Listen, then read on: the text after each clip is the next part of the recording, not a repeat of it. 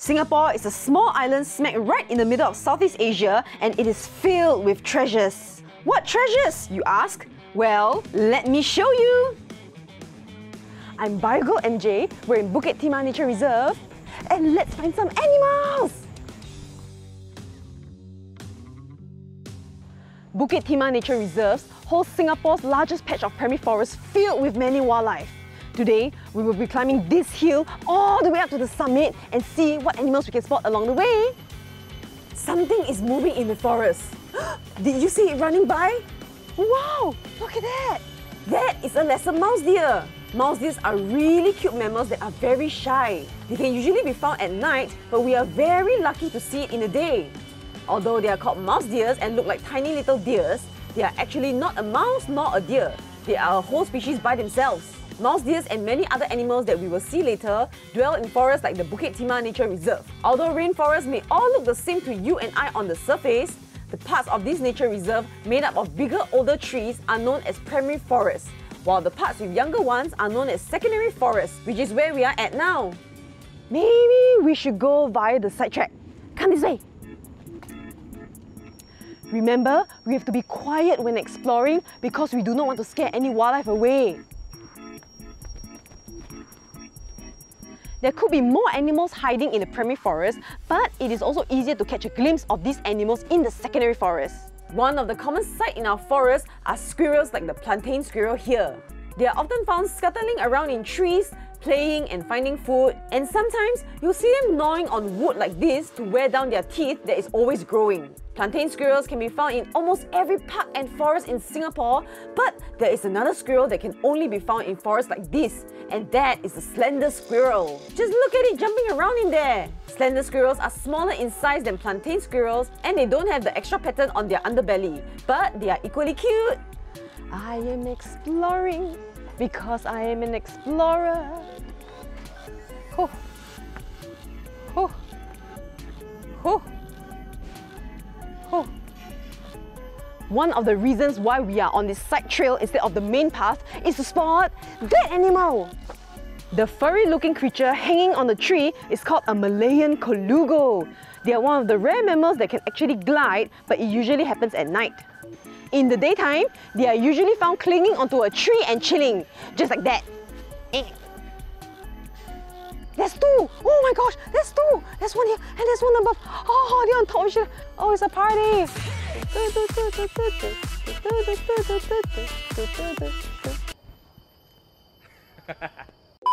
Trees are important because not only do they provide us with fresh air, they are also home to many of the wildlife here. Without the trees, the Malayan colugo will not be able to travel from one part of the forest to another. This will affect their ability to find food and reproduce. Okay, moving on. That is a giant forest ant, can you see? Look how big it is! The giant forest ant is one of the largest ants in the world and the largest ant in Southeast Asia. They are not that uncommon, but usually they can only be found in forested areas, so many people might not have seen one before. This is the molt of the cicada. Insects such as cicadas have to molt in order to grow bigger because the exoskeleton is too small. This place is so much shadier and the air feels cooler than before. That is because we are in the primary forest. The trees here are fully developed and way taller and bigger than the ones found in secondary forests.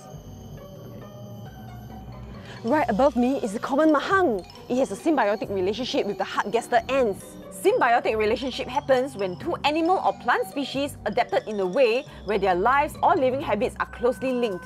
In this case, the common mahang developed empty, hollow stems with a built entrance, and inside the stem lies a hidden food source which the ants love.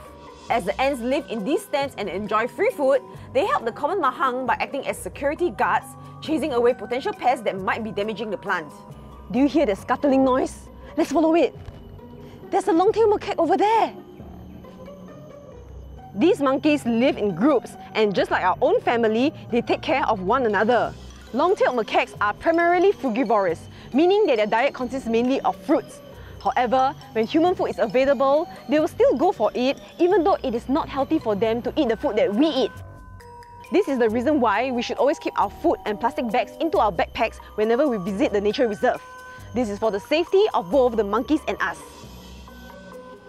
There is a racket-tailed jongo behind me who is following the macaques.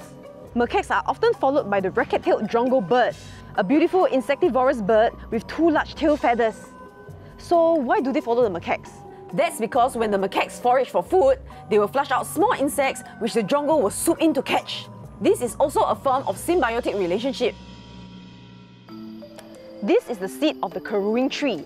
It has 2 wing-like structures to help it get blown further away from the mama tree, because just like you, baby trees need a lot of nutrients to grow.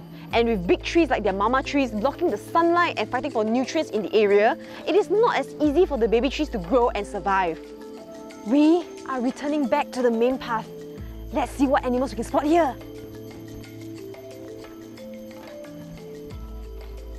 I spot the emoji tree.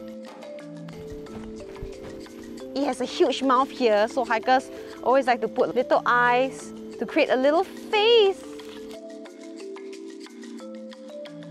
The sun is directly overhead now, and this is when the reptiles love to come out and play. Look!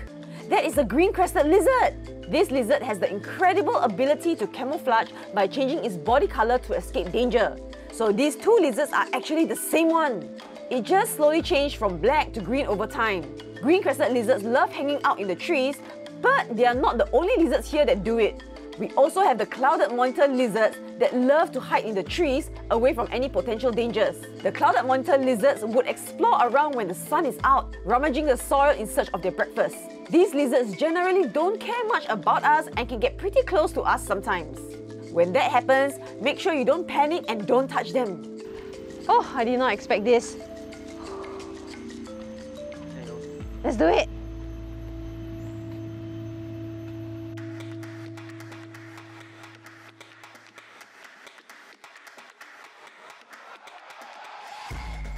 Look at this entire trail of termites! Termites may look like ants and are even called white ants in some languages. But they are actually closer to, drumroll, cockroaches! Ants, on the other hand, are more closely related to wasps and bees. If you compare a termite to an ant, you can clearly see how different they look. Termites have a plumper body, while ants have a narrower waist. Also, unlike ants, worker and soldier termites are entirely blind, so they use their other senses to get around. Although both termites and ants are often seen as pests, these little critters play a huge role in the ecosystem, breaking down dead animals and plants so there won't be a bunch of rotting stuff all over the place.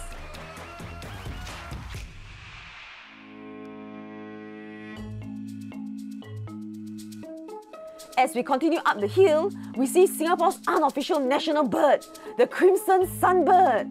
The males are bright red in colour, which looks a lot like Singapore's national flag. In contrast, the female crimson sunbird looks really dull. In fact, a male animal being more fabulous looking than its female counterpart is a common trend amongst many birds. Forests like this is also a home to many forest birds that we won't usually see in our gardens and parks. One such bird is the Asian fairy bluebird sitting on a branch over there. This distinct looking bird looks like it wears a bright blue jacket. Remember what we said about fabulous looking birds? Yes, you are right. This is a male bird. Look, it's a big-eyed green whip snake. It's so cute. And it is active right now. As you can see, our little green friend here looks almost similar to the oriental whip snake we saw before, but they are a totally different species. They have larger eyes and a more slender body. Look at the cute yellow tail waggling behind the sign. That is a yellow striped skink hunting. It caught a bee. Although the yellow striped skink looks like a house gecko, it is not a gecko. Skinks generally have a more streamlined body shape, while the gecko has a distinct narrow neck with a flattened body. But a key difference is that the skink has eyelids while the gecko doesn't, so the geckos have to lick their eyeballs in order to keep them clean and moist. We have reached the summit! Yay! Hip hip hooray! Hip hip hooray! Wow, that was a tiring but a really good climb, and I hope you guys have learned more about the forest here. Well kids, as our exciting journey comes to an end, let's take a moment to cherish the precious treasures we've discovered today, our incredible wildlife. From the mischievous monkeys to the resting colugos, From the shy mouse deers to the nonchalant monitor lizards, each of these treasures from Mother Nature herself plays an important role in the world. Together, they form a beautiful world that would otherwise be pretty vanilla. Remember to do our part and take care of nature so that we can continue to enjoy all these treasures around us. That's all for today's episode of Wildlife Treasure Hunt. Join me next time for more. Bye bye!